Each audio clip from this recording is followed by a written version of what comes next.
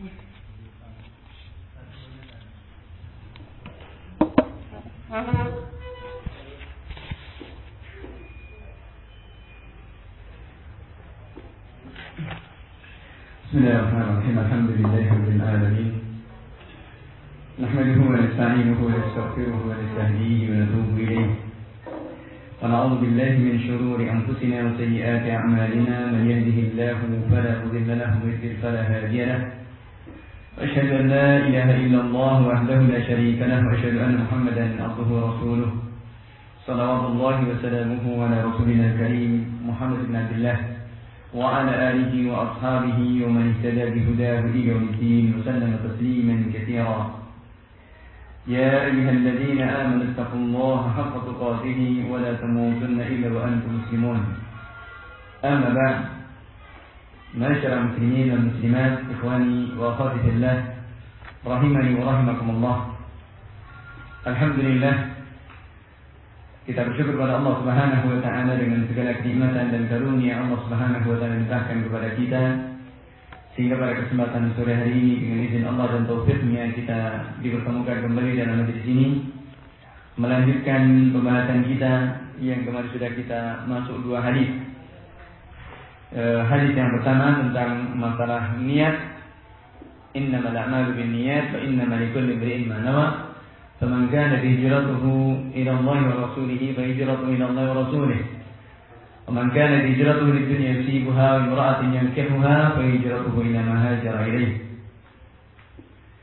Sesungguhnya amal perbuatan itu tergantung pada niatnya, dan masing-masing orang itu tergantung dengan apa yang diniatkannya. Maka jika niat hijrahnya itu kepada Allah dan Rasulnya, maka hijrahnya itu kepada Allah dan Rasulnya. Namun jika hijrahnya itu kepada dunia yang ingin didapatkannya atau perempuan yang ingin dinikahinya, maka hijrahnya sesuai dengan apa yang diniatkannya. Kemudian hadis yang kedua, hadisnya Aisyah radhiyallahu ta'ala anha, Rasulullah sallallahu alaihi wasallam bersabda, "Man ahdatsa fi amrina hadza ma laysa minhu fa huwa radd, wa man 'amila 'amalan laysa 'alaihi amruna fa huwa radd." Barang siapa mengada-ada dalam perkara kami yang bukan dari perkara ini, maka tertolak. Demikian pula barang siapa beramal dengan suatu amalan yang tidak kami perintahkan, maka juga tertolak. Dua hadis ini merupakan hadis yang azim, yang kemarin sudah kita singgung, muaranya kembalinya kepada dua kalimat syahadat. Yang pertama ikhlas karena Allah Subhanahu wa taala, yang kedua sesuai dengan tuntunan. Maka manakala ikhlas tapi tidak sesuai dengan tuntunan, akan terjatuh ke dalam kebid'ahan. Sesuai dengan tuntunan tapi tidak ikhlas, ini lebih berbahaya. Yang berarti amalannya adalah bukan untuk Allah tapi untuk manusia, maka ini adalah bisa terjatuh ke dalam kesyirikan. Dan kita perhatikan di sini Rasulullah sallallahu alaihi wasallam menjelaskan tentang permasalahan niat ini. Dari menjelaskan secara umum, kemudian dirinci satu demi satu. Dari masalah yang umum sampai kepada masalah khusus. Mana Rasulullah sallallahu alaihi wasallam membuat permisalan agar ini menjadi timbangan dalam semua perkara. Beliau mengatakan, "Faman kanat hijratuhu ila Allah wa rasulih, fa hijratuhu ila Allah wa rasulih." Barang siapa hijrahnya kepada Allah dan Rasulnya, maka hijrahnya adalah kepada Allah dan Rasulnya. Yani akan mendapatkan seperti apa yang diniatkannya. Dan juga akan mendapatkan pahala di sisi Allah Subhanahu wa taala. Kemudian selanjutnya Rasulullah mengatakan, "Wa man kana hijratuhu lid-dunya yusibuha." Dan barang siapa hijrahnya untuk mendapatkan dunia, untuk atau perempuan yang ingin dinikahinya, maka hijrahnya tergantung dengan apa yang diniatkannya. Di mana setelah Rasulullah SAW menyebutkan secara umum semua perkara, bahwasanya itu perkara-perkara dunia, kemudian Rasulullah menjelaskan yang lebih spesifik, wanita. Maka ini menunjukkan amal-amal perbuatan ini, manakala ditimbang hanya karena perkara dunia ini, sama sekali tidak ada nilainya. Jadi ini memerintahkan kepada kita untuk benar-benar menjaga dengan yang namanya niat. Sebagaimana hadis-hadis yang banyak, Rasulullah SAW ketika ditanya tentang seorang yang berperang karena keberanian, untuk menampakkan keberaniannya atau untuk dikatakan sebagai kebanggaan, maka Rasulullah SAW mengatakan, "Man qatala litakuna kalimatullahi al-'ulya, fa huwa fi sabilillah."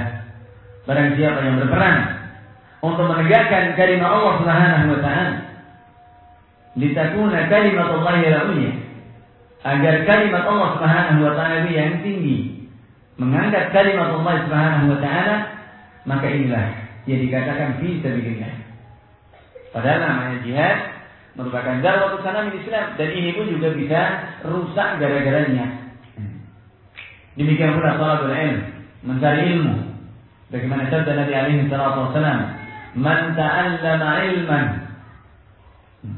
mimma yubtagha bihi wajha Allah, la yata'allamuhu illa liyusiba bihi gharadan min ad-dunya, lam yajid arfal jannah."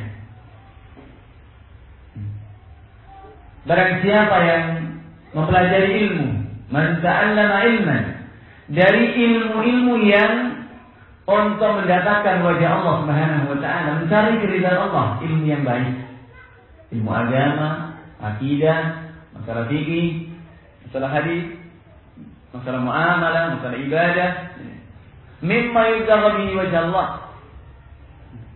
Namun apa la yata'allamu, dia tidak mencarinya itu. Dia tidak duduk mempelajari ilmu itu kecuali untuk mencari sekeping dari dunia, tujuan-tujuan dunia. Maka kata Rasulullah SAW, lam yajid arfal jannah, tidak akan merasakan baunya surga. Jangankan masuk, baunya saja tidak merasakannya. Nasallallahu alaihi wasallam. Padahal ini orang duduk belajar, ya, manakala tidak ikhlas. Ketika hanya tujuannya untuk sekedar kumpul, ya berkumpulnya saja. Untuk sekedar saja, ya akhirnya dapat sekedar saja. Ya. Maka ini menunjukkan Rasulullah SAW sangat perhatian kepada kita untuk mengikhlaskan, agar kita mengikhlaskan amal perbuatan itu semata-mata hanya untuk Allah Subhanahu wa taala. Demikian pula Allah Subhanahu wa taala dalam Al-Qur'an. Di sini muallif menyebutkan qala Allah Subhanahu wa taala, sampai yang namanya nafkah orang berinfak, orang bersedekah pun juga sangat tergantung kepada niatnya. Wa mathalul ladzina yunfiquna amwalahum ibtigha'a mardatillah wa tathbitan min anfusihim kamathali jannatin maradatin asabaha wabilun fa'atat ukulaha dhifain fa in lam yusibha wabilun fatan. Dan perumpamaan orang-orang yang membelanjakan harta mereka ibtigha'a mardatillah, dalam rangka mencari keridhaan Allah Subhanahu wa taala, wa tathbitan min anfusihim, dan juga kokoh dari diri mereka sendiri, maka perumpamannya apa? Kamathali jannatin mirabbah, seperti sebuah kebun yang ada di dataran yang tinggi. Kebun dataran tinggi indah, ya. Kamathali jannatin mirabbatin asabaha wabilun, yang terkena hujan yang deras. Fa'atat ukulaha dhifain, maka kemudian tumbuh buahnya 2 kali lipat. Fa in lam yusibha wabilun fatan, kalau tidak hujan deras maka hujan rintik-rintik senantiasa basah. Ini perumpamaan orang-orang yang membelanjakan hartanya di jalan Allah Subhanahu wa taala, karena Allah Subhanahu wa taala ibtigha'a mardatillah. Sebaliknya, yang membelanjakan harta mereka karena dia, wa mathalul ladzina yunfiquna amwalahum ria'an nas wa la yu'minuna billahi wala bil yawmil akhir.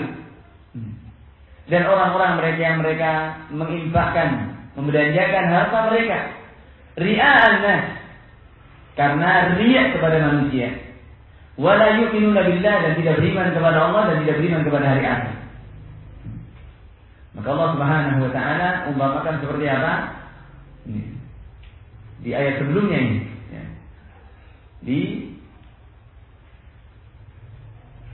Kamathali habbatin mirabbatin, diumpamakan seperti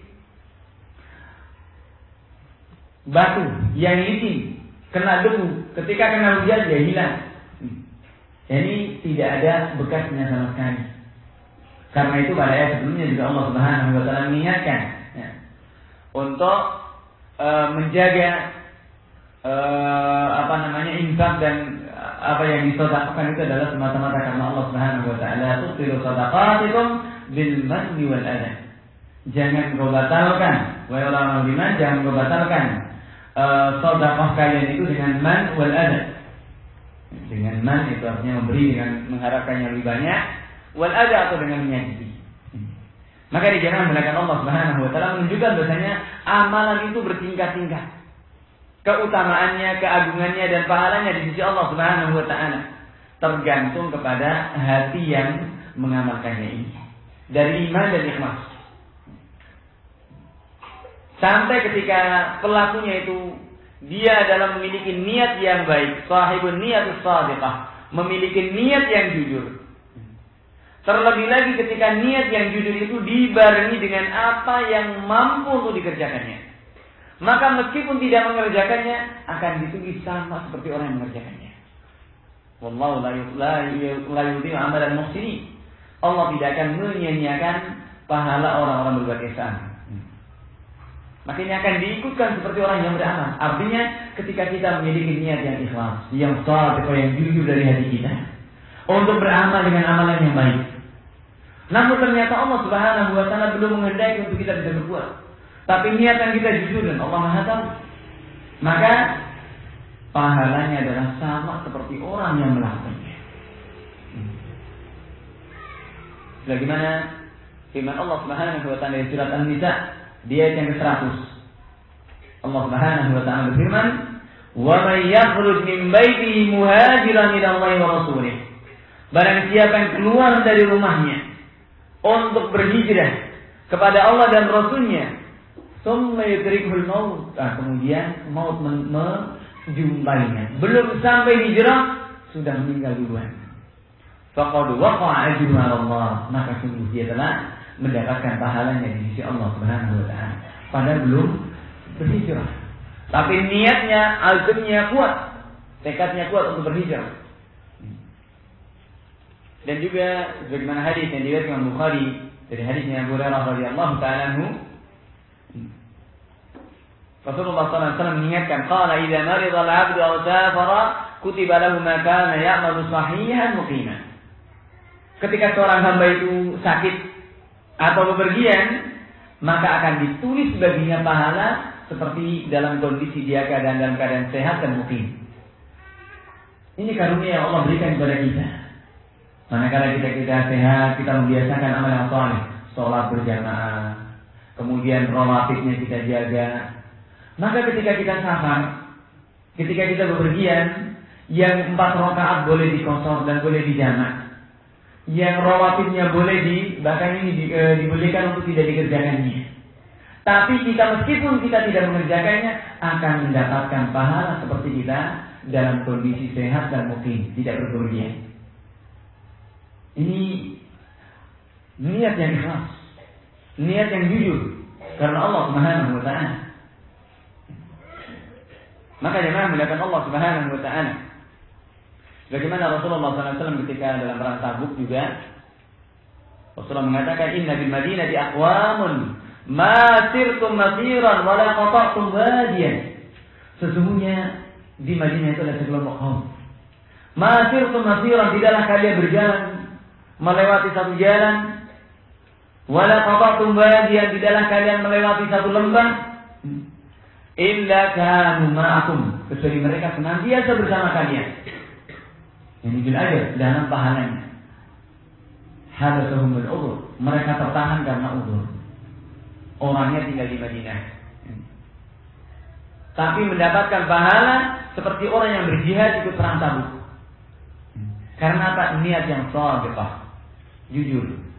Jadi ini banyak dari para sahabat seperti itu ketika datang kepada Rasulullah SAW, minta supaya dicarikan bekal untuk ikut perang bersama Rasulullah ke Tabuk. Karena mereka orang-orang yang tidak mampu, ya. Mau berangkat tidak punya bekal, kemudian minta kepada Rasulullah agar tolong dicarikan agar ada orang yang bisa membiayainya. Namun Rasulullah SAW mengatakan, kami tidak mendapatkan untukmu bekal. Maka orang itu pun berbarikan sambil menangis, menyesali ketidakmampuan untuk berangkat bersama Rasulullah SAW.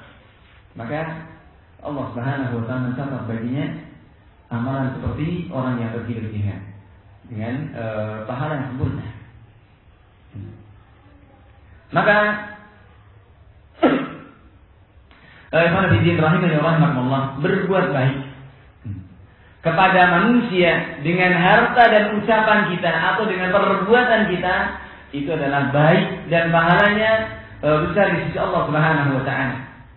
Namun akan semakin besar pahalanya itu manakala dibarengi dengan niat yang shadiqah. Apalagi ketika niat yang shadiqah, niat yang jujur itu dibarengi dengan amalannya, dibarengi dengan perbuatannya, kemudian dibarengi dengan waktu-waktu musim-musim yang baik. Dan ini alhamdulillah, ini kita sudah masuk dalam waktu yang baik atau musim-musim kebaikan. Jadi bulan Dzulqa'dah merupakan salah satu dari Asyhurul Hurum, ya. Di antara bulan-bulan dimuliakan oleh Allah Subhanahu wa taala. Ini bulan baiknya. Bulan baik untuk beramal yang baik. Bulan baik untuk beramal yang baik. Bagaimana Allah Subhanahu wa taala sebutkan di surat At-Taubah, inna iddatash shuhuri 12 syahran fi kitabillah yawma khalaqas samawati wal arda minha arba'atun hurum. Dzalika ad-dinul qayyim fala tadhlimu fihinna anfusakum. Al-ayah. Sesungguhnya bilangan bulan di sisi Allah Subhanahu wa taala itu ada 12 bulan. Semenjak Allah Subhanahu wa taala menciptakan langit dan bumi, di antara 12 bulan itu ada 4 bulan yang dimuliakan. Maka itulah agama yang lurus. Fala tadlimu fihinna anfusakum. Maka jangan kalian mendolimi diri kalian pada bulan-bulan yang mulia ini. Ini sudah kita masuk bulan Dzulqa'dah, Dzulhijjah, kemudian bulan Muharram berurutan. Dan yang keempatnya adalah bulan Rajab. Maka bulan-bulan ini adalah bulan Asyhurul Hurum yang tentunya kita berusaha untuk memanfaatkan dengan baik, berlomba-lomba dengan amalan-amalan yang baik. Terlebih di 10 yang pertama bulan Dzulhijjah. 10 yang pertama bulan Dzulhijjah ini merupakan hari yang terbaik dalam satu tahun. Sampai Rasulullah SAW mengatakan, "Ma min ayyamin al-'amalu shalihu fihinna ahabbu ila Allah min hadhihi al-ayyam al-'ashr." Tidak ada satu amalan atau tidak ada tidak ada hari-hari yang amalan-amalan yang saleh itu lebih dicintai oleh Allah Subhanahu wa taala daripada amalan saleh yang dilakukan di 10 yang pertama bulan Dzulhijjah. Kemudian para sahabat bertanya, "Qalu ya Rasulullah, wala jihad fi sabilillah?" Tidak juga bisa mengalahkan jihad fi sabilillah. Qala wala jihad fi sabilillah illa rajulun kharaja bi nafsihi wa malihi wa lam yati bi dzalika min syai'. Tidak juga bisa mengalahkan jihad fi sabilillah kecuali seseorang yang dia keluar dengan jiwa dan hartanya kemudian tidak pulang dengan sesuatu apapun. Artinya ini amalan yang dilakukan, amalan yang saleh yang dilakukan di 10 yang pertama bulan Dzulhijjah ini amalan yang lebih baik daripada amalan jihad. Maka di sini pentingnya untuk kita menjaga keikhlasan agar benar-benar kita mendapatkan apa yang kita niatkan seperti yang dijanjikan oleh Allah Subhanahu wa taala. Hadis ini riwayat Imam Bukhari dari sahabat Abdullah bin Abbas radhiyallahu anhu. Kemudian dalam lafaz yang lain dengan lafaz azka indallahi wa a'zama ajra. Yani amalan yang lebih suci di sisi Allah Subhanahu wa taala dan lebih besar pahalanya. Hal ini menunjukkan keutamaan daripada 10 yang pertama bulan Dzulhijjah. Maka ini kesempatan yang ada di hadapan kita kurang lebih 10 hari lagi, setengah bulan lagi lah kurang lebihnya kita masuk di bulan Dzulhijjah. Maka itu juga saat yang kita beramal, saat yang kita manfaatkan kesempatan yang merupakan khairu ayyamis sanah, hari yang terbaik dalam satu tahun. Sampai Allah Subhanahu wa taala bersumpah wal fajr wa layalin ashr. Mana walayalin ashr ini adalah 10 yang pertama bulan Dzulhijjah. Ini jangan menggunakan Allah Subhanahu wa taala, maka dibarengi dengan yakin akan semakin besar nilai pahala itu, meskipun amalannya kecil, nilai pahalanya besar karena niatnya. Bagaimana sabda Nabi alaihi wasallam katakan, "Rubba amalin saghirin fa huwa indallahi 'azim, Betapa banyak amalan yang kecil di sisi Allah Subhanahu wa taala adalah besar. Tergantung kepada niatnya. Tergantung kepada niatnya. Maka ini yang Allah Subhanahu wa taala perintahkan, la khaira fi katsirin min najwahum illa man amara bi shadaqatin aw ma'rufin aw islahin bainan nas. La khaira fi katsirin min najwahum. Tidak ada kebaikan pada kebanyakan dari obrolan-obrolan mereka. Illa man amara bi shadaqatin, kecuali orang-orang yang merintahkan untuk bersedekah, untuk memerintahkan kepada yang baik, kepada yang ma'ruf, atau mendamaikan di antara manusia. Artinya obrolan kita pun juga jangan menjadi obrolan yang baik, obrolan yang mengarah kepada kebaikan, memerintah kepada amar ma'ruf nahi munkar, atau juga memerintah kepada amalan-amalan yang baik. Ya, khususnya di bulan-bulan baik ini ya. Ini bulan baik. Maka ini lebih baik tentunya. Dan Allah mengatakan, "Wa may yaf'al dzalika ibtigha'a mardatillah, fasawfa nutihi ajran 'azima." Barang siapa yang melakukan itu semuanya ibtigha'a mardatillah, dengan mencari keridhaan Allah Subhanahu wa taala, maka kata Allah, "Nuti fasawfa nutihi ajran 'azima." Kami akan berikan kepadanya pahala yang besar. Maka di sini Allah Subhanahu wa taala menjelaskan akan memberikan pahala yang besar ini manakala ibtigha'a mardatihi, manakala mencari keridhaan Allah Subhanahu wa taala. Kemudian muallif rahimahullah taala membawakan riwayat yang hadis yang diriwayatkan Imam Bukhari marfu' kepada Rasulullah sallallahu alaihi wasallam, qala man akhadha amwalan nas yuridu adaa'a addaha Allahu anhu. Barang siapa mengambil harta manusia dan tidaklah dia mengambilnya kecuali menginginkan untuk menunaikannya, maka Allah Subhanahu wa taala akan menunaikannya padanya. Wa man aqada yuridu itlafa atlafahu Allah. Namun siapa yang mengambilnya dengan maksud untuk menghilangkannya, maka Allah Subhanahu wa taala juga akan menghilangkannya.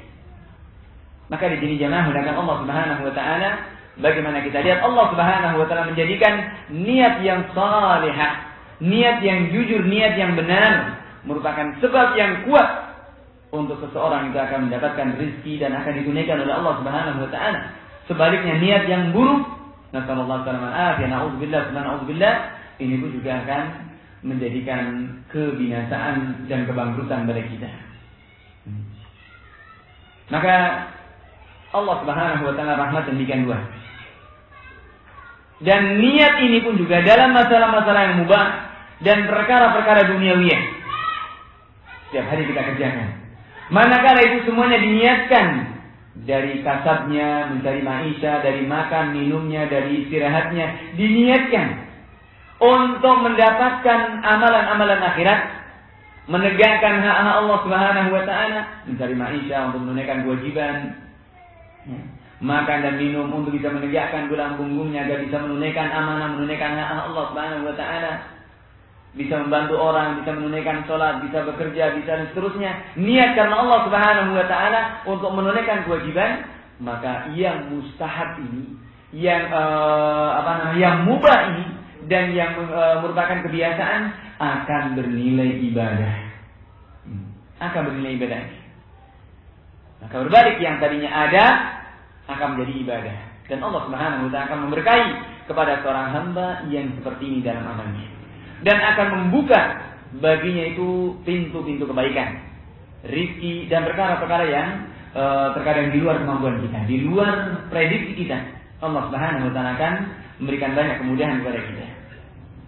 Namun sebaliknya jemaah melakukan Allah Subhanahu wa taala, kalau luput, kalau lepas dari niat yang salihah ini, ima karena kebodohannya atau karena menggampangkannya, maka jangan menyesali kecuali kepada dirinya sendiri.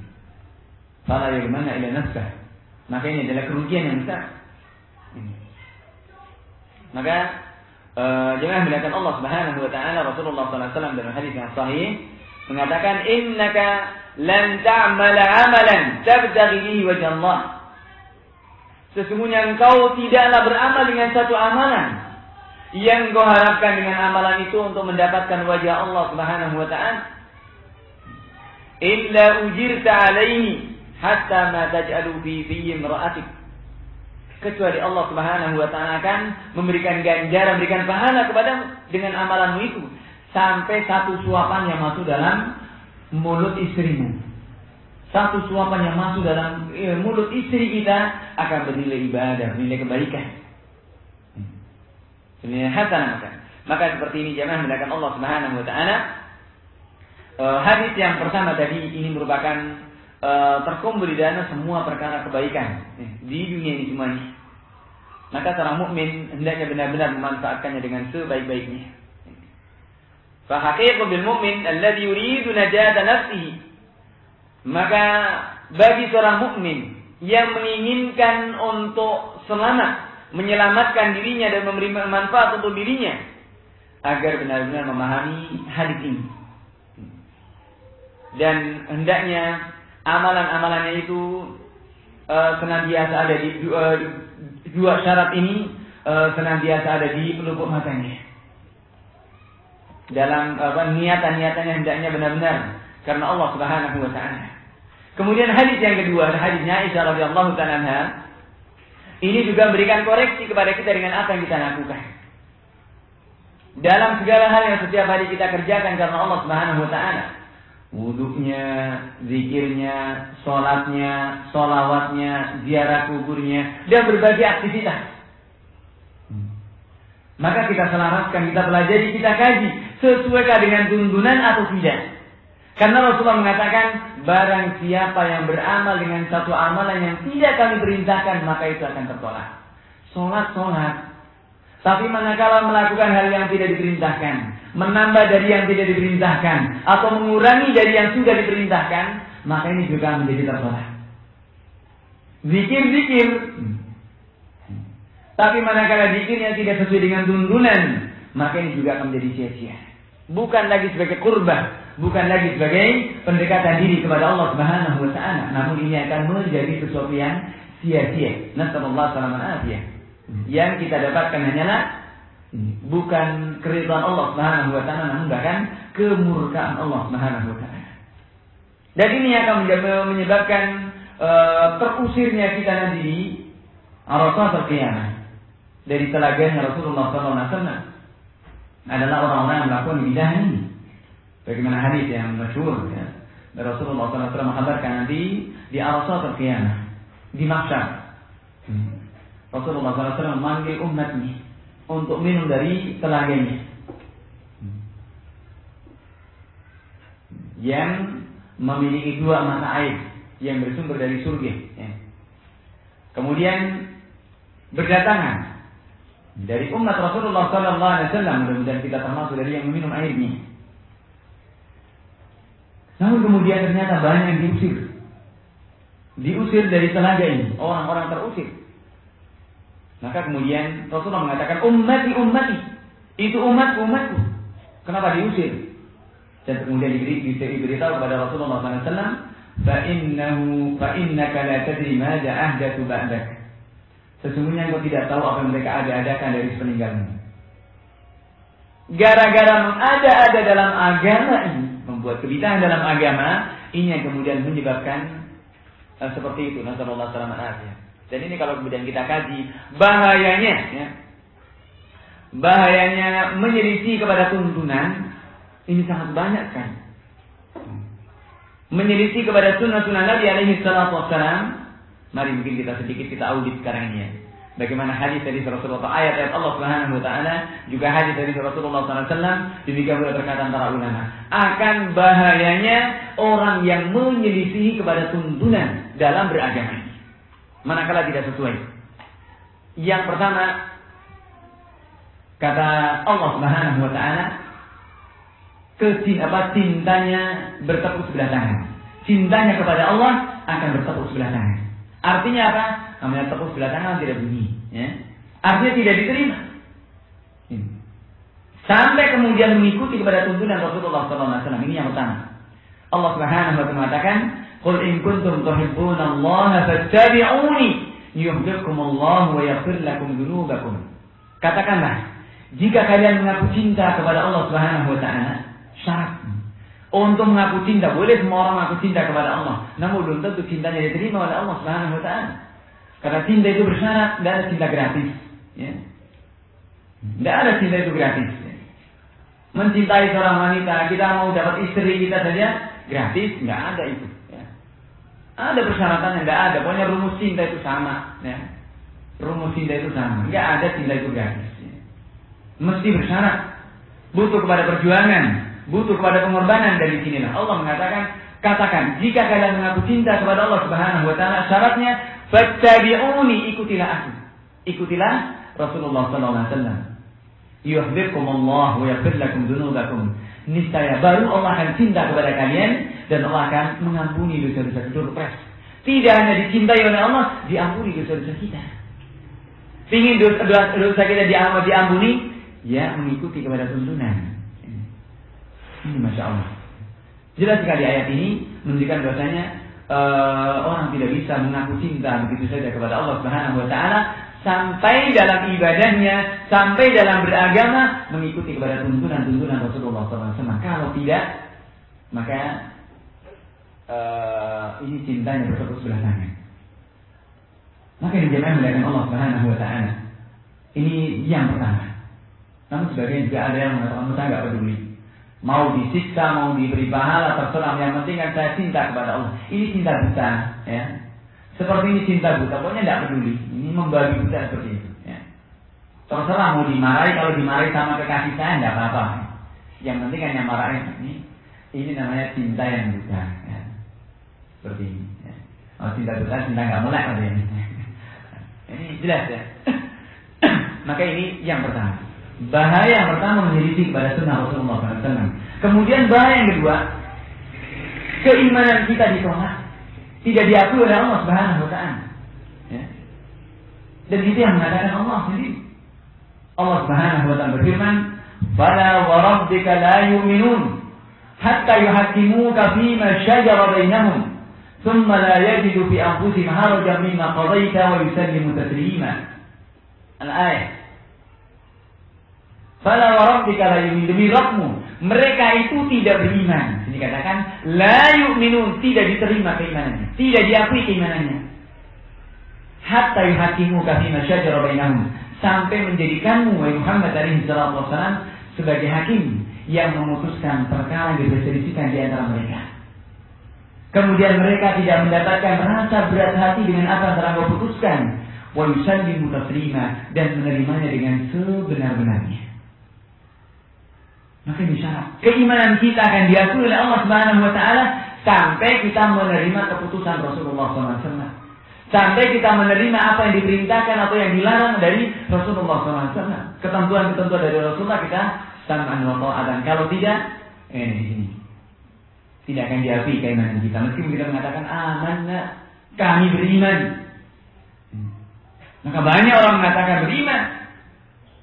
Wa minan nasi may yaqulu amanna billah wa bil yaumil akhir wa ma hum bimu'minin.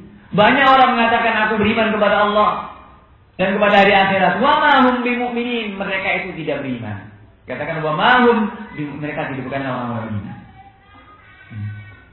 Ada juga Allah Subhanahu mengatakan wa minan nasi may yaqulu amanna, di antara manusia yang mengatakan amanna. Fa idza uziya billah ja'ala fitnatan nasi ka'adabillah. Ketika diuji, boleh diuji. Fa idza uziya billah, ketika diuji karena Allah Subhanahu wa taala karena menjalankan ketentuan Allah Subhanahu wa taala, ja'ala fitnatan nasi ka'adabillah. Maka dia menjadikan fitnahnya manusia seakan-akan seperti azab Allah. Ya. Ketika diboikot, ya. Ketika dicemooh orang, ketika diintimidasi dan berbagai hal dari manusia, seakan-akan itu merupakan siksaan Allah Subhanahu wa taala. Padahal siksaan Allah itu la haula wala quwwata illa billah, tidak ada bandingannya. Siksaan manusia seberat apapun, siksaan Allah Subhanahu wa taala lebih pedih. Maka ini ada yang seperti itu, model-model manusia. Ada juga yang sepenggal-sepenggal. Wa minan nasi may ya'budullaha ala harf. Di antara manusia ada yang beribadah kepada Allah Subhanahu wa taala itu ala harf, sepenggal-sepenggal, ogah-ogahan. Fa in asabahu khairun itma'anna bih. Kalau sedang mendapatkan kebaikan, kesenangan, tenang hatinya. Fa in asabahu khairun itma'anna bih. Wa in asabathu fitnah, ketika diuji, ketika difitnah, ketika dicoba, inqalabat ala wajhihi, maka berbalik 180 derajat. Maka yang seperti dikatakan oleh Allah Subhanahu wa taala, khasirat dunya wal akhirah. Dzalika huwal khusran mubin. Rugi dunia dan akhiratnya, dan inilah kerugian yang sebenarnya. Ini jamaah melakukan Allah Subhanahu wa taala. Bahaya yang kedua, keimanan kita tidak akan diakui. Bahaya yang ketiga, Allah Subhanahu wa taala akan semakin menjerumuskan kita, semakin memalingkan kita dari jalan Allah Subhanahu wa taala. Semakin akan menjauhkan kita dari kebenaran. Allah Subhanahu wa taala mengatakan, "Wa may yushaqiqir rasul min ba'di ma tabayyana lahu al-huda wa yattabi' ghayra sabilil mu'minin nuwallihi ma tawalla wa nuslihi jahannam wa sa'at masira." Barang siapa yang nyimpang dari Rasulullah sallallahu alaihi wasallam, wa may yushaqiqir rasul, siapa yang nyimpang memisahkan diri dari Nabi alaihi salatu wasallam, min ba'di ma tabayyana lahu al-huda, setelah jelas baginya petunjuk, hidayah jelas, Al-Quran, Sunnah jelas baginya. Wa yattabi ghaira sabilil mu'minin, kemudian mengikuti bukan jalannya orang-orang mukmin, bukan jalannya para sahabat, bukan jalannya orang-orang telah mendapatkan didikan Rasulullah SAW. Maka apa kata Allah Subhanahu wa taala, nuwallihi ma tawalla, kami akan palingkan kemana dia berpaling. Yang ke sufi-sufi, yang ke bid'ah-bid'ah akan terus dijauhkan. Nasallallahu alaihi wasallam. Na'udzubillah, tsumma na'udzubillah. Nuwallihi ma tawalla, kami akan palingkan kemana dia berpaling. Wa nuslihi jahannam wa sa'at masira, dan kami akan lemparkan dia ke dalam jahannam, dan itu seburuk-buruk tempat kembali. Ancamannya adalah itu. Kita lihat akan dipalingkan oleh Allah Subhanahu wa taala dan akan diancam dengan siksaan yang pedih. Jadi bukan lagi sebagai satu ketaatan. 3 nih ya. Kemudian yang keempat, kerusakan yang keempat, dari menyelisih kepada tuntunan Rasulullah SAW. Maka yang keempat ini akan mendapatkan fitnah.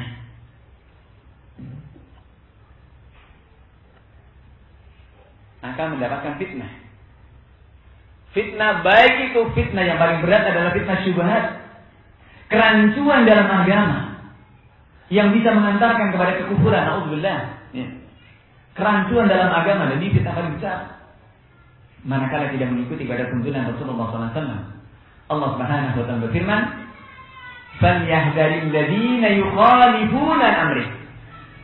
Hendaknya waspada, hendaknya takut orang-orang yang menyelisih perintah Nabi.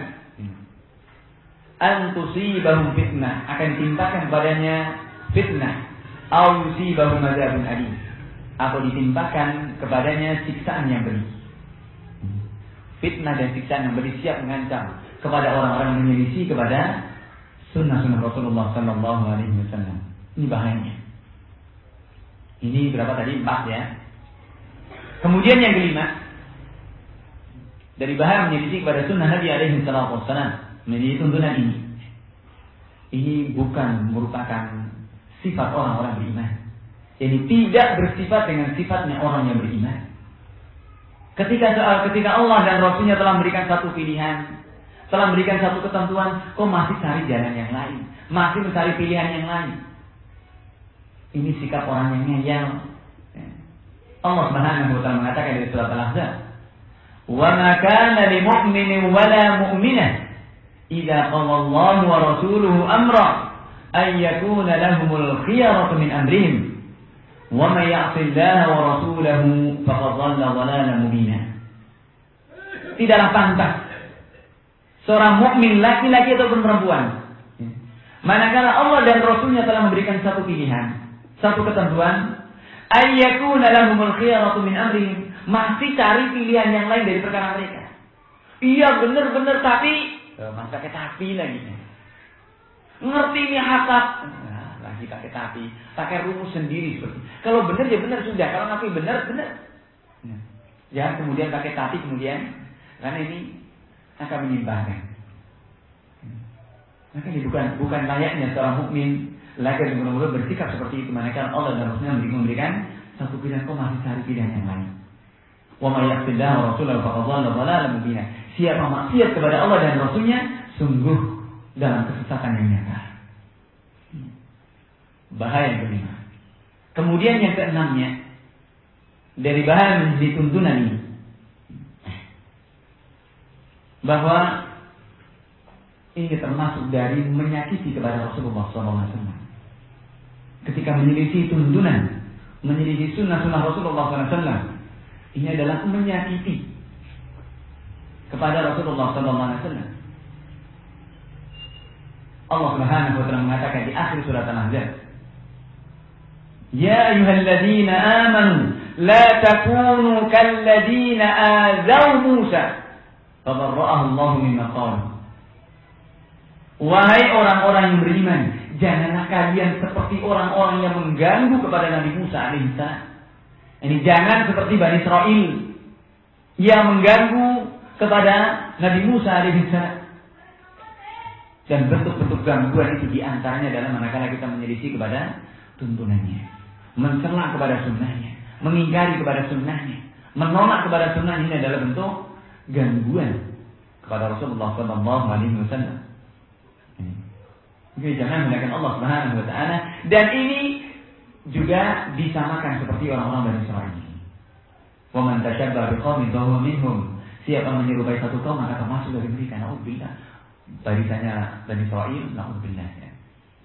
Bersama Dajjal ya, na'udzubillah. Nanti dia menjadi seperti itu. Nasallallahu alaihi wasallam. Ini 5 ya, yang 6. Ketujuh, kerusakan yang ketujuh dari kerusakan menyelisih tuntunan Rasulullah SAW ini, bahwa menganggap, kata Imam Malik rahimahullah ta'ala, ini yang menyelisih kepada tuntunan Rasulullah SAW, ini berarti telah menuduh Rasulullah SAW berkhianat kepada syariat, menuduh Rasulullah SAW berkhianat. Kata Imam Malik rahimahullah ta'ala mengatakan, Man ahdatha fil islami bid'atan yara annahu hasanah faqad za'ama anna Muhammadan khana risalah. Barang siapa yang mengada-ada dalam agama ini dengan satu kebid'ahan saja, yang dia anggap itu suatu kebaikan, maka sungguh dia telah menuduh Rasulullah SAW itu berkhianat. Kenapa? Berarti masih ada yang belum disampaikan. Karena Allah Subhanahu wa Ta'ala mengatakan, kata beliau, karena Allah Subhanahu wa Ta'ala mengatakan, Al-yawma akmaltu lakum dinakum wa atmamtu alaikum ni'mati wa raditu lakum al-Islam madinah. Hari ini telah aku sempurnakan untukmu agamamu. Agama ini sudah sempurna. Tidak butuh kepada tambahan, juga tidak butuh kepada pengurangan. Sudah sempurna. Maka kalau ada yang mengada-ada menambah-nambah, berarti telah menuduh Rasulullah berkhianat. Masih ada kebaikan yang belum disampaikan oleh beliau. Maka kata Imam Malik mengatakan, "Faman lam yakun yauma idin dinan, lam yakun al-yawmu dinan." Maka apa-apa yang pada masa Nabi tidak dimasukkan dalam agama, sampai hari ini tidak boleh memasukkannya dalam agama. Apa yang pada masa Rasulullah SAW tidak dimasukkan dalam agama, maka jangan. Lam yakun yauma idin dinan. Sampai hari ini pun juga tidak boleh kita masukkan dalam agama. Ini yang ke-7. Bahaya kan? Menuduh berkhianat kepada Rasulullah kan? Kalau kita sendiri dituduh saja, ini sakit. Bagaimana ini menuduh pada Rasulullah tanpa sadar? Kemudian yang ke-8, ini lebih dahsyat lagi dari perkata Imam Syafi'i rahimahullah ta'ala.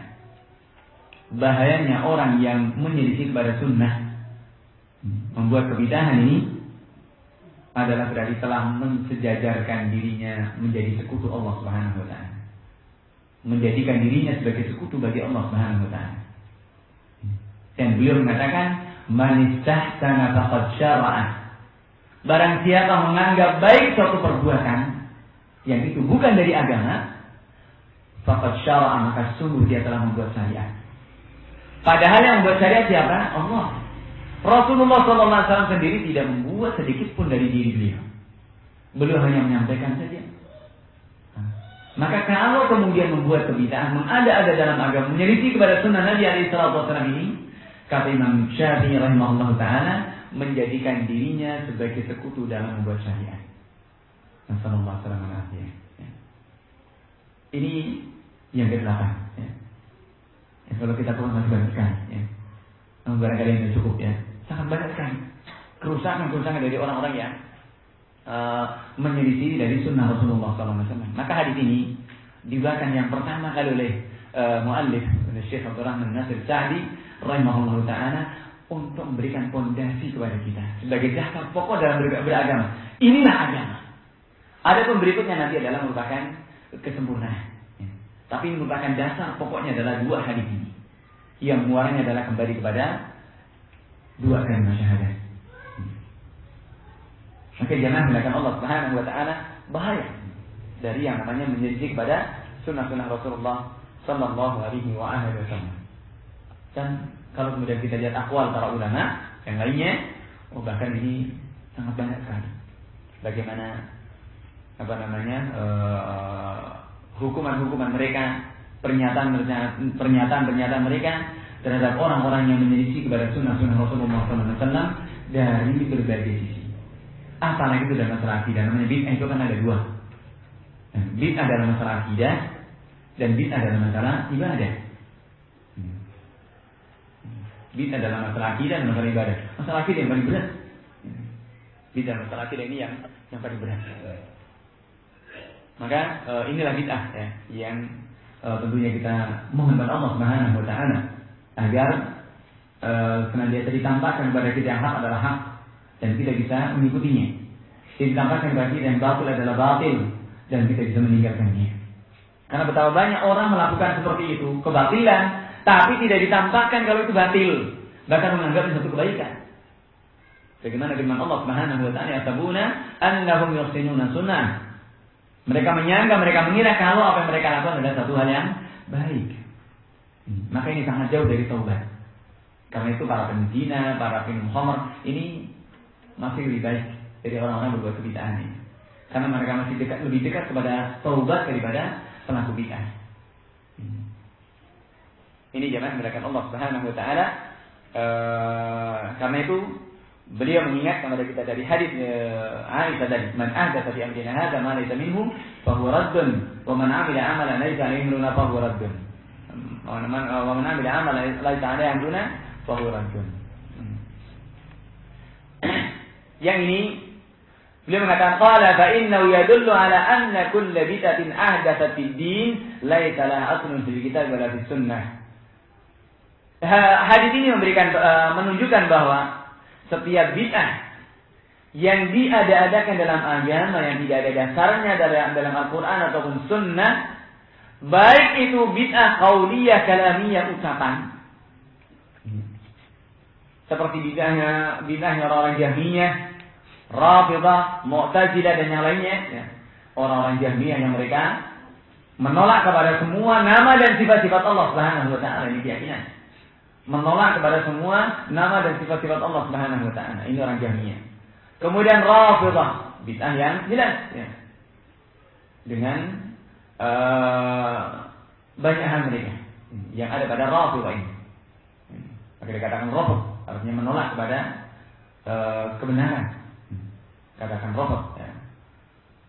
Katakan Rafidhah karena Rafidh menolak kepada kebenaran dan agama mereka dibangun di atas kedustaan. Dan bahkan ini orang Rafidhah, orang Syiah Rafidhah, ini bukan dari Islam ya. Karena hampir semuanya adalah berbeda ya, dengan yang ada pada kaum muslimin. Qurannya bukan yang Quran yang kita pegang ya. Dasarnya juga bukan dasar yang kita menjadi rujukan bagi kita. Cara wudhunya, cara sholatnya, cara azannya bukan seperti yang dilakukan oleh kaum muslimin. Dan mereka mengkafirkan hampir semua para sahabat, mereka kafirkan kecuali beberapa gelintir saja. Maka bagaimana kemudian seorang muslim mengkafirkan para sahabat ya. Jadi ini keyakinan mereka ya. Maka jangan mengatakan Allah ini mereka. Kemudian orang-orang Mu'tazilah yang merupakan mata rantai dari orang-orang Jahmiyah. Ya. Apa yang disebutkan oleh Imam Syafi'i rahimahullah ta'ala, muaranya bid'ah yang muncul dalam Islam itu muaranya kembali kepada 4 kelompok. Yang pertama orang Khawarij, yang kedua Rafidhah, yang ketiga Qadariyah, dan yang keempatnya adalah Murji'ah. Yang tentunya ini juga penting untuk kita mengkaji prinsip-prinsip dasar dari pemikiran 4 kelompok ini, dan dengan 4 memahami ini kita akan bisa melihat yang sampai sekarang itu juga muaranya kembali kepada salah satu dari 4 kelompok itu. Jadi nggak aneh ketika kita melihat hal-hal yang aneh-aneh muncul pada kaum muslimin sekarang ini. Bagi kita manakala kita paham pilar-pilar mereka, dasar-dasar bid'ah mereka, kita tidak akan merasa aneh. Karena itu hanya membawa estafet dari pendahulunya. Maka ini jangan menggunakan Allah Subhanahu wa taala ini, mantuknya hadis ini diambil kesimpulan bahwa bid'ah itu adalah sesuatu yang tidak ada dasar dalam dari Al-Qur'an, ini mulai dari sunnah-sunnah Rasulullah SAW. Baik itu bid'ah dari qauliyah, kalamiyah, atau bid'ah amaliyah, bid'ah ibadah. Seperti beribadah kepada Allah dengan berbagai ibadah yang tidak disyariatkan oleh Allah dan Rasulnya SAW, atau menambah atau mengurangi. Dan Imam Syafi'i rahimahullah ta'ala mengambil dalil dari 2 hadis ini. Dari hadis yang kedua, lafaz man ahdatha dan man amila. Man ahdatha ini adalah bid'ah asliyah, bid'ah yang pokok, yang asal. Artinya dari dasarnya memang tidak ada tuntunan. Adapun bid'ah man amila amalan ini adalah yang kedua, bid'ah idhafiyah. Ini bid'ah dibagi menjadi 2. Ada bid'ah asliyah dan bid'ah idhafiyah. Bid'ah yang asal artinya memang dari dasarnya tidak ada tuntunan. Dan bid'ah idhafiyah, dan ini yang paling banyak. Bid'ah yang ditambah-tambah oleh kaum muslimin, salatnya ditambah dari yang tidak disyariatkan. Ya. Kemudian cara wudunya disyariatkan, tapi kemudian ditambah-tambah dengan yang tidak disyariatkan. Ya. Zikirnya juga demikian, sholawat, baik sholawat, tapi kemudian ditambah dengan yang tidak disyariatkan. Ziarah kubur diperintahkan, ziarah kubur, tapi kemudian ditambah-tambah dengan yang tidak disyariatkan. Ketika kita ingatkan nggak boleh seperti itu, kemudian mereka mengatakan, oh ini orang-orang melarang untuk ziarah kubur, orang-orang suka melarang untuk tahlilan. Tahlil boleh, tahlil disyariatkan, tapi tentunya ada tuntunannya, ya. Ada syariatnya, kapan, di mana mesti kita membaca tahlil. Ada tuntunannya. Sholawat juga demikian. Orang yang suka melarang kepada sholawatan. Sholawat diperintahkan, Allah sendiri merintahkan, Rasulullah juga merintahkan. Inna Allah malaikatahu yusholluna 'alan nabi ya ayyuhalladzina amanu shallu 'alaihi wa sallimu taslima. Dan Rasulullah mengatakan, "Shallu 'alayya fa inna salatakum tablughuni haitsu kuntum." Bersalawatlah kalian kepadaku, sesungguhnya salawat kalian akan sampai kepadaku dimanapun kalian berada. Diperintahkan, namun tentunya kembalinya adalah namanya perintah. Ini ada juklaknya, ya. Ada petunjuk pelaksana. Alhamdulillah. Bagaimana ketika muamalah kan ada perintah, perintah. Perintah bangun jembatan itu. Ada perintah bangun jembatan, tapi kan juga ada juklaknya. Yang begini kan. Kalau keluar dari juklan, mas penjara siapnya. Seperti itu kan, ada ancamannya. Maka seperti itu benar. Maka lebih dari itu, ini dunianya. Dunia itu lebih ringan. Dunia. Wah, alhamdulillah agama ini sudah jelas, gampang dan gamblang kan. Gampang dan gamblang. Ada tuntun, ada perintah, kemudian juga ada tuntunannya. Perintahnya sholat. Aqimus shalah. Bagaimana cara sholat? Rasulullah mengatakan, "Shallu kama ra'aitumuni usalli." Sholat bahkan seperti kalian melihat aku sholat. Bagaimana cara sholatnya Rasulullah? Kita melihat sholatnya Rasulullah dengan belajar hadis dari yang sampai kepada kita. Zikir juga demikian, haji juga demikian. Rasul mengatakan, "Khudhu anni manasikakum." Ambillah manasik haji kalian dariku. Bukan dari bulan mana anda, dari bagaimana cara-cara haji yang dilakukan oleh Rasulullah SAW. Ketika Allah yang merintahkan, "Walillahi 'alan nasi hajjul bait man istata'a ilaihi sabila." Allah Subhanahu wa taala telah mewajibkan bagi manusia untuk menunaikan ibadah haji ke Baitullah yang haram bagi orang-orang yang sudah punya kemampuan. Bagaimana cara haji? Rasulullah memberikan tuntunan kepada kita. Gampang ini kan. Maka ini ibadah, ya. Demikian gampangnya. Ada tuntunan, ya, ada perintah dan kemudian ada petunjuk pelaksananya. Bagaimana caranya? Yang ini perlu untuk kemudian kita koreksi. Apalagi kalau yang tidak ada sama sekali dalam masalah-masalah akidah.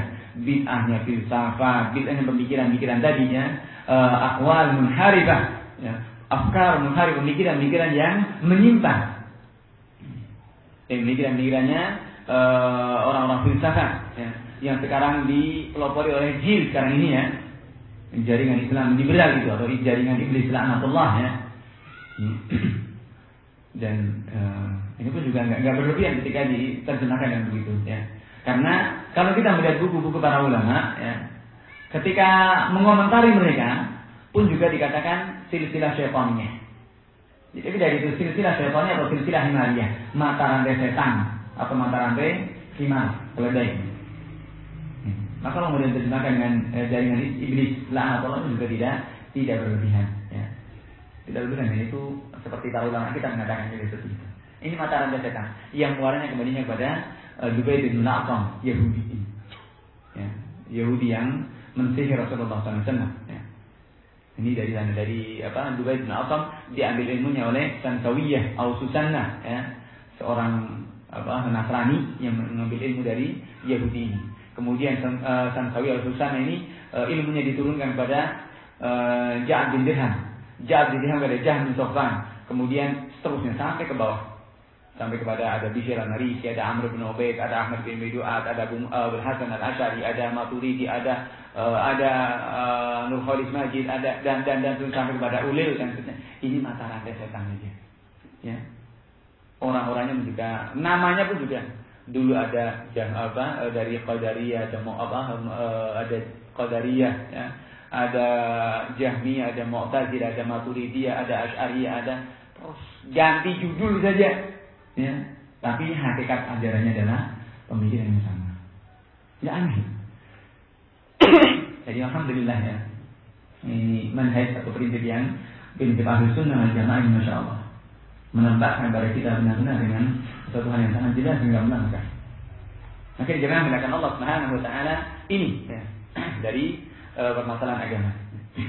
Qala, kemudian beliau mengatakan, qala fa inna dzalika kulluhu mardudun ala ashabi. Semua itu manakala tidak sesuai dengan tuntunan ini akan tertolak dengan bentuk apapun, ya. Akan tertolak di sisi Allah Subhanahu wa taala bagi para pelakunya.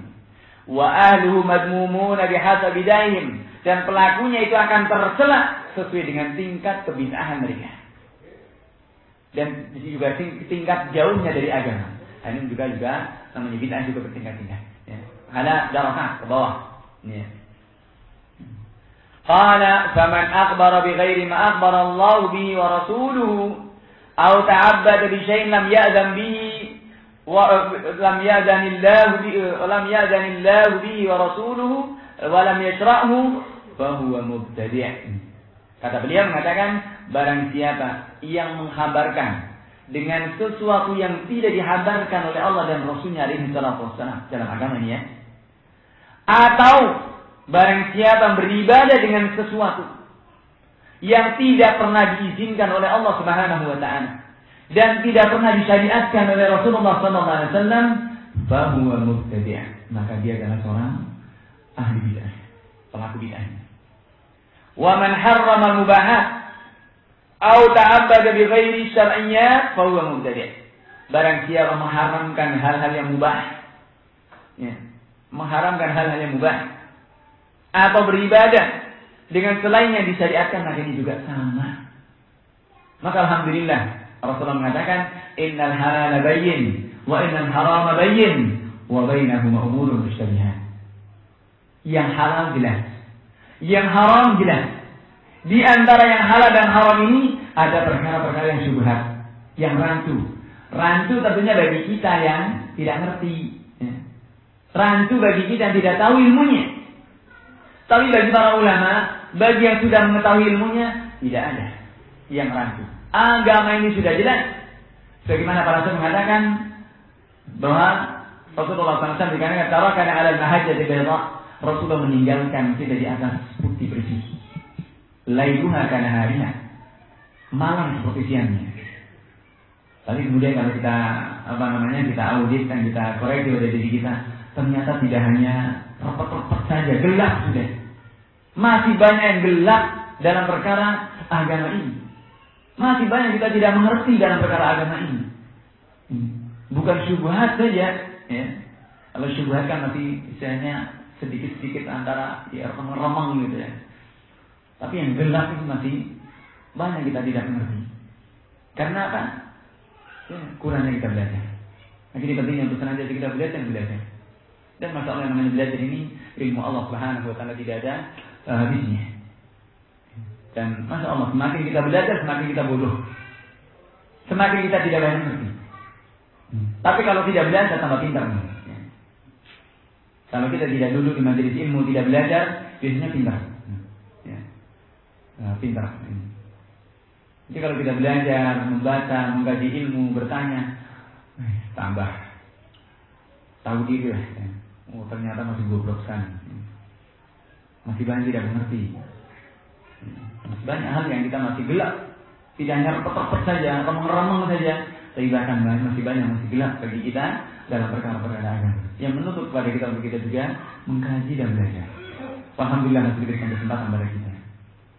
Masih diberikan kesempatan, kesehatan, masih diberikan hidup untuk kita belajar. Agar kita bisa mengoreksi apa yang kita jalani dari agama ini. Maka di jamaah melakukan Allah Subhanahu wa taala. Ini kata beliau, ya halal dan haram jelas. Bainahum umurun mushtabihat.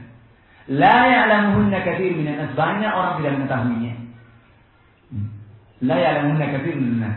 Banyak manusia tidak mengetahuinya. Yang jika kalau dikatakan banyak, berarti sedikit yang tahu kan? Ya. Ini Rasul mengatakan berarti sedikit sekali yang tahu kebenaran. Dan kita berharap mudah-mudahan kita termasuk yang sedikit ini, ya. Meskipun ya mungkin kebenaran baru sedikit yang kita ketahui kebenaran. Tapi yang sedikit ini mudah-mudahan, karena sedikit ini yang selamat, ya. Dan Allah Subhanahu wa taala mengatakan seperti itu juga. Wa in tuti aktsara man fil ardi yudilluka an sabilillah. Jika engkau taati kebanyakan penduduk bumi ini, mereka akan menyesatkan kamu dari jalan Allah. Ini menunjukkan juga berikan nas kepada kita bahwasanya kebanyakan manusia itu mengajak kepada kesesatan. Ya. Kebanyakan manusia, segelintir kecil saja yang baiknya. Ini Allah yang mengatakan, bukan saya, bukan juga Rasul, tapi Allah sendiri dalam ayat ini. Wa in tuti aktsara man fil ardi, jika kamu itaati kebanyakan penduduk bumi ini, yudilluka an sabilillah, mereka akan menyesatkan kamu dari jalan Allah. Di surat Yusuf Allah mengatakan, wa ma yu'minu aktsaruhum billahi illa wa hum musyrikun. Dan tidaklah kebanyakan mereka itu beriman kepada Allah Subhanahu wa taala kecuali berbuat syirik. Bayangkan ini. Kebanyakan orang yang beriman dikatakan illa wa hum musyrikun, kecuali kebanyakan mereka itu berbuat syirik. Kebanyakan orang yang mengaku iman itu syirik. Subhanallah. Mendengar sedikit sekali yang murni tauhidnya bersih. Dan kita berharap mudah-mudahan kita masuk golongan yang sedikit ini. Dan ini tentunya juga jangan kita kemudian merasa aman. Ya. Dari masuk kebanyakan orang ini, boleh jadi kita masuk dalam kebanyakan orang ini. Naudzubillah, ini yang kita mengerikan.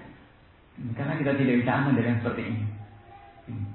Tidak bisa aman dari makar Allah Subhanahu wa taala. Karena itu jangan melakukan Allah Subhanahu wa taala jadi perhatian bagi kita. Bahwa ternyata kebanyakan yang beriman itu masih banyak kesyirikan, dan itu kita masih banyak yang kita lihat, ya. Kebanyakan mereka yang beriman, mereka sholat, mereka zakat, mereka puasa, mereka ibadah haji, tapi kliniknya, khurafatnya juga masih banyak dilakukan. Dan itu musyahid kita saksikan di kanan diri kita. Orang namanya dengan ari-ari, naudzubillah, ya. Takutnya luar biasa. Ari-ari apa sih? Ya. Hanya sekedar ari-ari, dikubur di samping rumahnya, dikasih lampu dan berhari-hari. Ini katanya sedulur tua, kan? Sedulur tua, ya. Ini keyakinan yang khurafat. Ia akan menodai kepada tauhid kita, kepada syahadat kita. Karena seperti itu sama sekali yang memberikan manfaat dan madarat hanya Allah Subhanahu wa taala. Ia memberikan manfaat dan madarat hanya Allah Subhanahu wa taala. Nah, ini kalau kemudian menyandarkan manfaat dan madarat kepada ini baru hari-hari, belum lagi yang lainnya. Dari berbagai keyakinan orang. Maka jangan mengatakan Allah Subhanahu wa taala juga dengan hari-hari baik. Ini hari bulan Muharram biasanya dikatakan bagi hari yang paling melayani. Maka itu hari baik. Hari paling baik. Ya. Bulan Muharram hari baik. Bagaimana kalau maksud ini Asyurul Hurum, bulan-bulan dimuliakan oleh Allah Subhanahu wa taala. Merupakan salah satu dari Asyurul Hurum, dari 4 bulan yang dimuliakan. Hari baik untuk kita beramal. Namanya akad nikah kan juga baik kan. Walimahan kan baik ini. Ibadah itu bagian dari sunnah Nabi alaihi salatu wassalam. Tapi takutnya luar biasa kalau kemudian diadakan di bulan Muharram. Karena barengi dengan Nyiroro Kidul katanya. Lagi punya kawin. Luar biasa. Ini khurafat-khurafat seperti itu masih banyak yang diyakini oleh kebanyakan oleh banyak dari kaum muslimin. Maka jangan hendakkan Allah Subhanahu wa taala. Dan ini benar firman Allah Subhanahu wa taala seperti itu. Wa ma yu'minu aktsaruhum billahi illa wa hum musyrikun. Tidaklah kebanyakan mereka yang beriman kepada Allah kecuali mereka berbuat kesyirikan. Maka menjadikan kita tentunya adalah menjadikan kita hati-hati. Jangan sampai kita merasa aman ya, dari makar Allah Subhanahu wa taala seperti ini. Kemudian kata beliau qala wa amma mafhum hadzal hadits, yang dimaksudkan dengan hadis ini qala fa inna man 'amila 'amalan 'alaihi amrullah wa rasuluhu wa huwa at-ta'abbudu lillahi bil aqaid as-sahihah wal a'mal as-salihah min wajib wa mustahab fa amaluhu maqbulun wa sayyun mashkur. Mafhum daripada hadis ini bahwa barang siapa yang beramal dengan satu amalan yang itu diperintahkan oleh Allah dan Rasulnya alaihi salatu wassalam, maka inilah yang dapat dikatakan ibadah. Inilah dikatakan ibadah karena Allah Subhanahu wa taala yang dibangun di atas akidah yang benar, di atas akidah sahihah, yang juga dengan amalan, dan ini yang dikatakan dengan amalan-amalan yang saleh, baik itu yang wajib atau yang sunnah. Maka amalan seperti ini adalah akan diterima oleh Allah Subhanahu wa taala dan rupanya juga akan masyhur, akan disyukuri oleh Allah Subhanahu wa taala. Ini akan mendapatkan barokah dari apa yang dilakukannya. Makanya baru dikatakan kebaikan. Dikatakan amal saleh, ya. Tidak dikatakan amal yang saleh kecuali sekali lagi 2 syarat harus terpenuhi. Pertama, ikhlas karena Allah Subhanahu wa taala, yang kedua adalah sesuai dengan tuntunan Rasulullah sallallahu alaihi wasallam. Dan yang ketiga sesuai dengan apa yang seperti yang dikatakan oleh Syekh Muhammad Amin Syinqiti rahimahullahu taala, dibangun di atas akidah yang benar. Dibangun di atas akidah yang benar.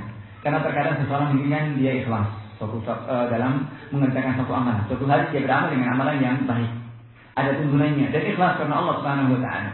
Namun dasar pondasinya adalah pondasi yang rusak, pondasi yang syirik misalnya. Maka orang musyrik kan suatu saat juga ikhlas, ya. Suatu saat juga bisa dengan tuntunan. Sebagaimana orang-orang musyrikin Quraisy dulu. Abdul Muttalib, kakeknya Rasulullah SAW, seorang musyriknya. Tapi suatu kali juga ikhlas. Ketika datang Abraha dan tentaranya mau menyerang Ka'bah, ya. Maka mereka tidak kemudian Abdul Muttalib ini, dan sebagaimana riwayat, tidak kemudian mengumpulkan orang-orangnya, kemudian minta datang ke Hubal, kemana, ke Lata, Uzza, Manat, dan Hubal, berhala paling besar yang ada di sekitar Ka'bah itu. Tidak datang ke itu, dilalaikan semuanya. Lupa dengan berhala-berhalanya. Mereka kumpul satu tempat, mereka mohon kepada Allah Subhanahu wa taala dengan ikhlas. Ikhlas ini, berdoa dengan penuh keikhlasan karena Allah Subhanahu wa taala. Namun apa? Ini pun juga tidak masuk dalam kategori ibadah karena dibangun di atas kesyirikan. Dan Allah Subhanahu wa taala mengatakan, "Faqadimna ila ma 'amilu min 'amalin faj'alnahu haba'an mansura." Faqadimna ila ma 'amilu min 'amalin, kami akan tampakkan dengan apa mereka lakukan dari amal-amal kebaikan. Faj'alnahu haba'an mansura, dan kami jadikan amal-amal yang baik itu seperti debu yang berterbangan. Artinya tidak ada nilainya ketika dibangun di atas akidah yang rusak. Mari pentingnya masalah akidah. Ini jemaah yang Allah Subhanahu wa taala, ini yang dimaksudkan dalam hadis ini. Kemudian beliau mengatakan qala wa yastadillu bi hadzal hadits ala anna kull ibadatin fa'ilat ala wajhin manhiyyin anhu fa innaha fasidah. Diambil dalil dari hadis ini bahwa setiap ibadah yang dilakukan ala wajhin manhiyyin anhu, dengan cara-cara yang dilarang, maka ini menjadi rusak. Bukan lagi sebagai ibadah, tapi dengan ibadah yang rusak. Ya. Dengan ibadah yang ini adalah ibadah yang rusak. Kenapa? Li'annahu laisa 'alaiha amru syari'. Karena ibadah ini tidak sesuai dengan perintah yang disyariatkan. Seperti contoh misalkan sholawat. Sholawat kan baik. Tapi kan Rasulullah SAW juga memberikan tuntunan kapan dan di mana kita mengucapkan sholawat. Dalam hal ini Ibnu Qayyim rahimahullah dalam kitabnya Jalal Afham fi Sholati wa Salam ala Khairil Anam, nama salat beliau menyebutkan kurang lebih 41 tempat yang disyariatkan kita mengucapkan sholawat. Ada ketentuan tunai dari dalil-dalil yang ada. Ketika tasyahud akhir dalam sholat, ketika masuk masjid, ketika keluar masjid, ketika kita mendengar nama Rasulullah diucapkan, ketika ketika mau berdoa, ya. Adalah juga disunahkan untuk membaca sholawat setelah tahmid memuji kepada Allah, kemudian bersolawat, baru kemudian berdoa. Dan juga supaya berbanyak sholawat, khususnya di saat-saat yang terakhir di hari Jumat, saat dan asar, untuk memperbanyak. Khusus hari Jumat juga tidak hanya saat dan asar saja, diperintahkan untuk banyak sholawat, membaca sholawat. Itu juga dengan sholawat yang disyariatkan. Ada kurang lebih 12 riwayat tentang masalah sholawat. Lafaz-lafaznya juga sudah ditentukan oleh Rasulullah SAW. Diajarkan oleh Rasulullah kepada kita. Maka cukup kita mengikuti yang diajarkan oleh Nabi. Jangan kemudian kita menambah-nambah. Nah sekarang manusia banyak menambah-nambah. Ada namanya sholawat badar, ada namanya sholawat Maria, ada kalau orang Solo ada sholawatnya Hadat Alwi, ya. Kata tadi kita punya sholawatan, ya. Ada namanya Busiri juga ada. Ini yang tentunya adalah keluar daripada syariat. Maka jemaah mengatakan Allah Subhanahu wa taala, sholawat ini ada. Maka kalau kemudian bersolawat, ya, sholawatnya baik, tapi kemudian dilakukan dengan tidak sesuai dengan yang disyariatkan, baik lafaz-lafaznya atau tempatnya, maka ini juga akan menjadi rusak. Bukan lagi sebagai satu ibadah. Kenapa? Wa anna nahya yaqtadil fasad, karena larangan itu adalah akan menyebabkan kepada kerusakan. Wa kullu muamalatin naha syari'u anha fa innaha la ghayata la yuqadu biha.